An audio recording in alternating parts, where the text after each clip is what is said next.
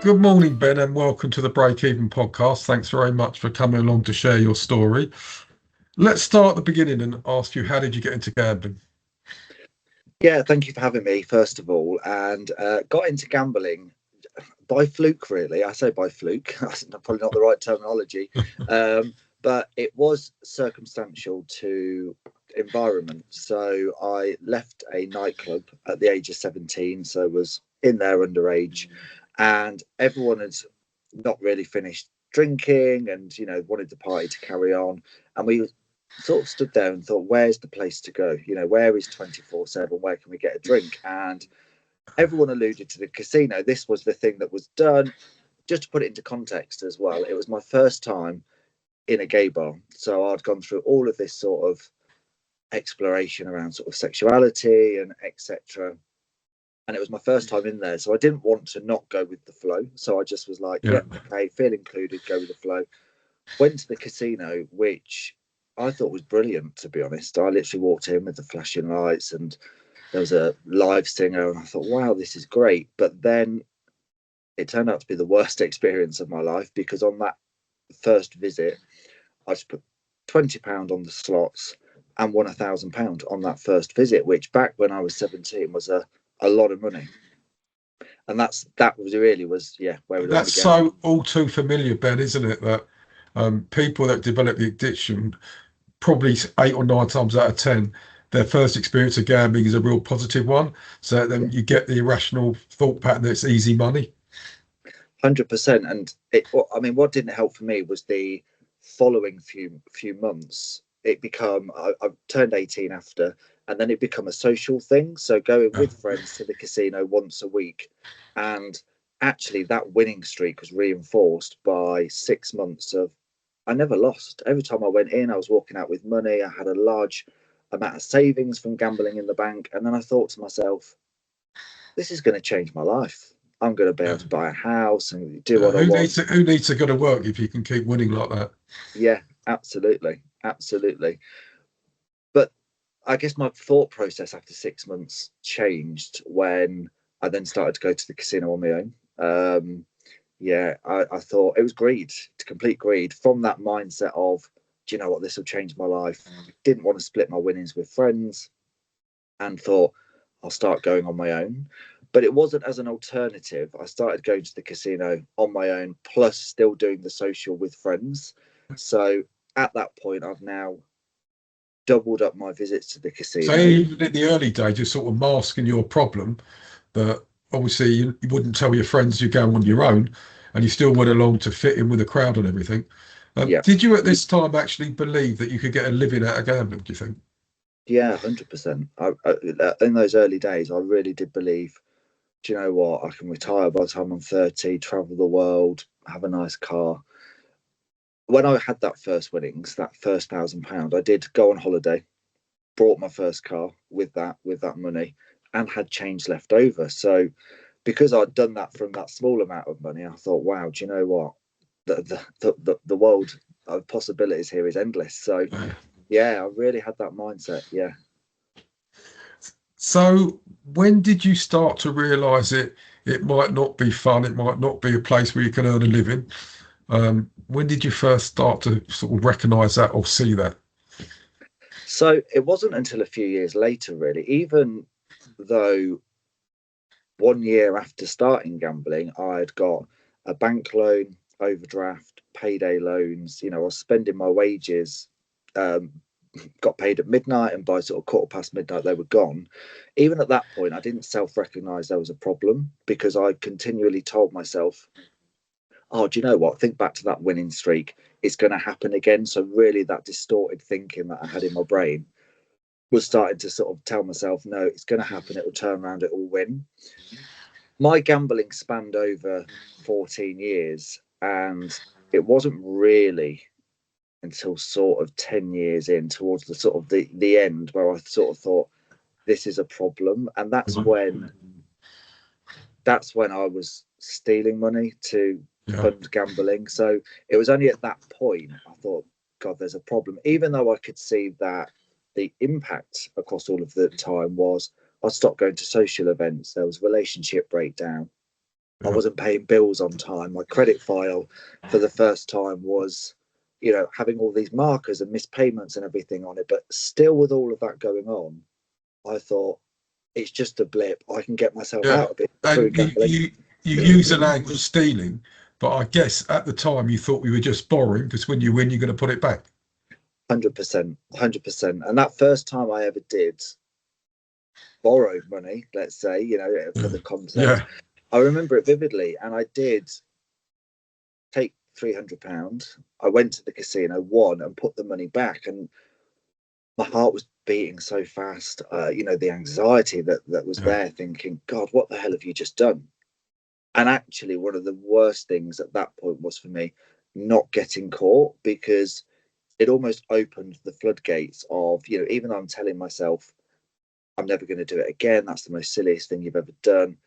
Actually, when you are so addicted to something and don't have control over, the behaviors, then it would have been impossible for me to close that off myself, which, yeah, it's a hard thing to look back on, but at the same time, I'm a true believer that all of your experiences in life make you who you are today. I wish I didn't do the things that I'd done, and there is remorse and there is regret, of course. But in the same time, I can't go back and change the past. We just have to learn from it. So, yeah. I'm a big believer in that, but we can't change the past. All we can do is try and influence the future and try and live a better life. So everything was spiraling out of control, as you say. How did it affect people around you, relationships, family? How did that impact on you and so them, when basically? so when I was actively gambling, to be honest, I really didn't pay too much attention. Like, looking back now, I can see the harm that was caused in terms of people worrying and the stress. And I remember going to my dad's wedding and having a complete meltdown. Probably drank too much as a form of escapism of the reality of what was going on. And I remember my dad getting me in a corner and going, "Oh, what's the matter with you? Have you got a problem with drugs? Is it this? Is it debt, etc.?" But he didn't mention gambling. So I said, "No, no, it's none of that. It's none of that." And for some reason, even though, we are going through it, you're still waiting for that one person to go, is it gambling, to Yeah, have that resonance. yeah, But money from family left, right, and centre. I made every excuse under the sun. The cat's ill, the boiler's yeah, broke, the car's broke, yeah. and I guess I was trusted because I'd never ever borrowed money from them. I'd never asked. So at that point, the trust was there. And obviously, you're coming up with some really good stories. So, as you moved on, obviously, this is now out of control. When was sort of D-Day? When did it all come up? When did it all shit hit the fan, for lack of a better word? So in August 2020, I was playing slots online. So I transitioned from the casino to then absolutely every form of gambling possible. But Yeah, having the phone in your pocket, the casino in your pocket, that was the game changer for me.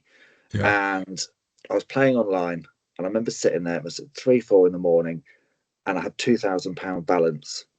But by this time, I'm in a hell of a lot of borrowed money. yeah, I've always told myself, if you win a large amount of money, I will pay the money back. That's yeah, it. That's what I'm telling myself.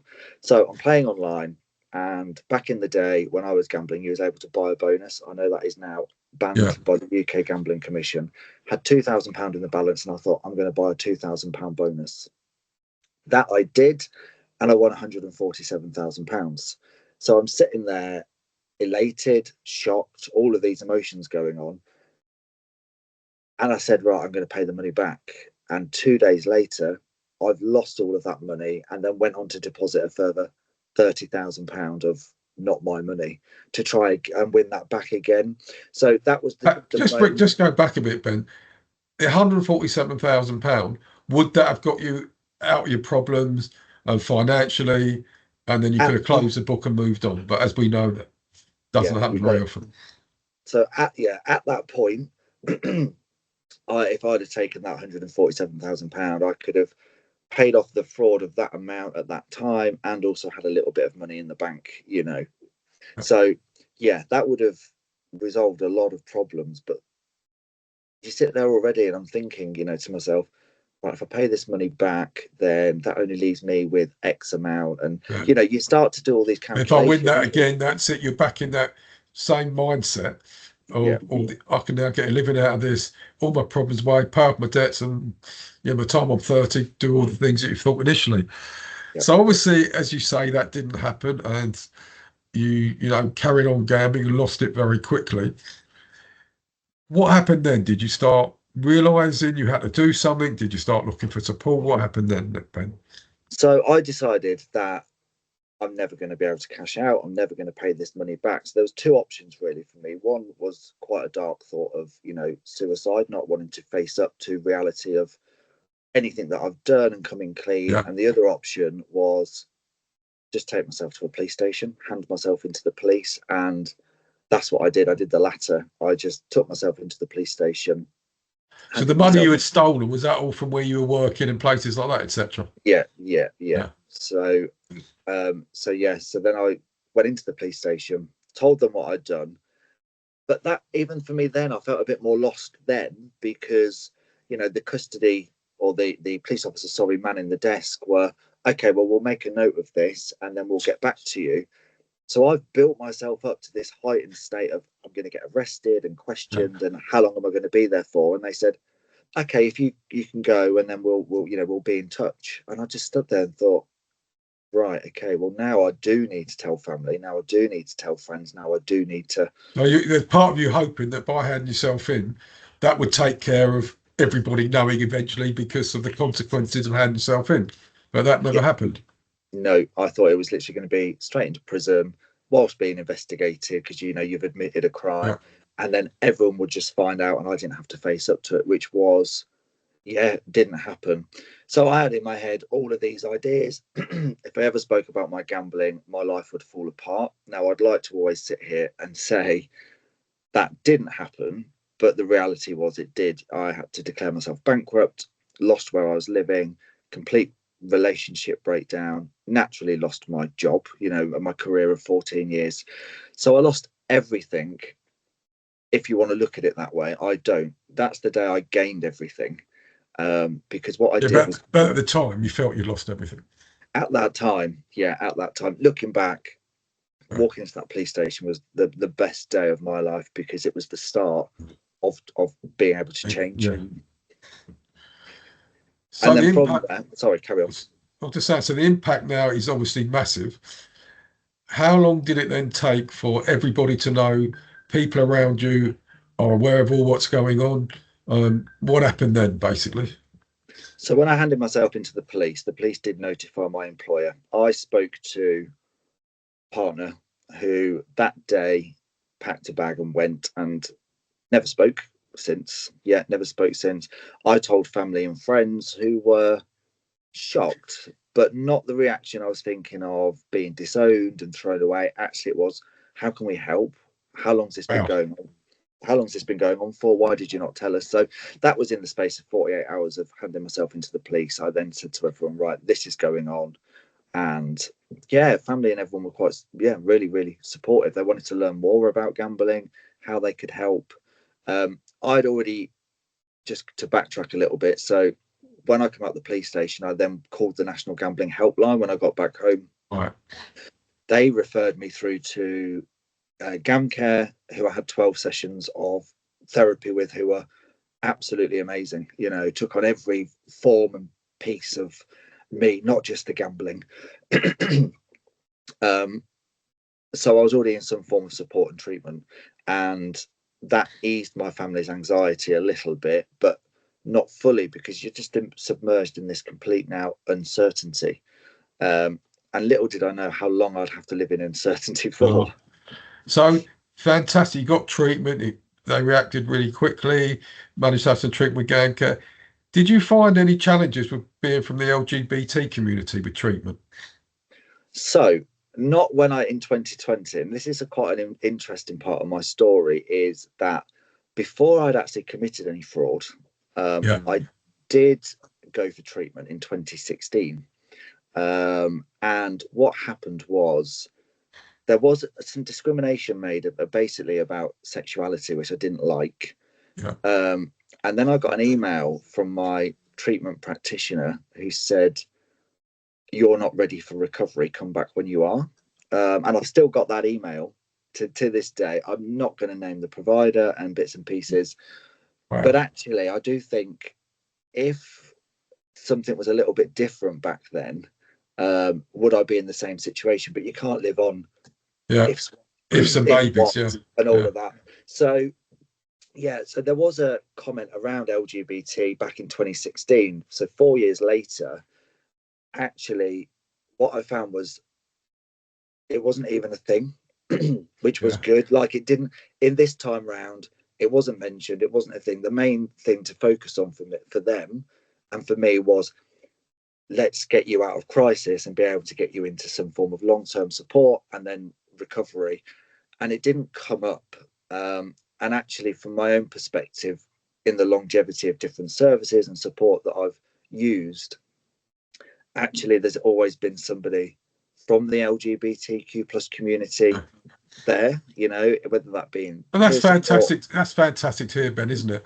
Not just the LGBT community, but other communities, where we're really trying to make, the royal us, I would say, sort of as a network, to make sure that if you've got gambling harms, it doesn't matter. There's no bias. Doesn't matter who you are, what colour, creed, religion, etc., etc. Yeah. So it's pleased to hear that you feel how much we've moved on from that. Um, so now you're involved in the criminal justice system. Now I'm really aware. At Breakeven, we're one of the very few in the network that actually engage with probably over 2,000 people a year within the prison systems in various ways. But I'm also aware, having known you for a little while, Ben, that how difficult it was once you were incarcerated to get any help and support. And what do you think about that, and how much you think that's changed or will change?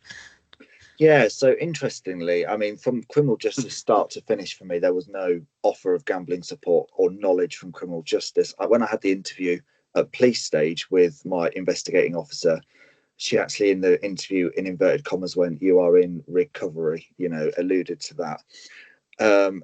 So, police, a lot of work needs to be done. In terms of the prison, as I say, there is pockets of great work being done across the country.